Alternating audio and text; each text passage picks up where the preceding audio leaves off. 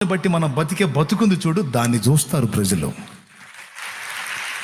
నేను ఇక్కడ పెట్టే పనులు చేస్తా, జనానికి ఇక్కడ పెట్టండి అని చెప్పాను అనుకో, సరేలే నువ్వు కూడా ఎడబెట్టు, అప్పుడు పెడతాం మేము.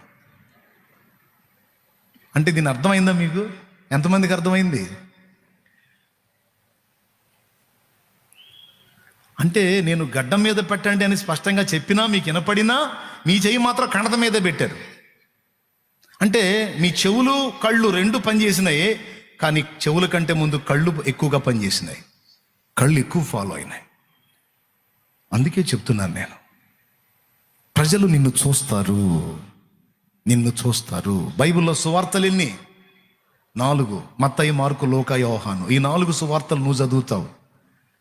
లోకం, నీ బజారు, నీ కుటుంబం, నీ సమాజం ప్రతిరోజు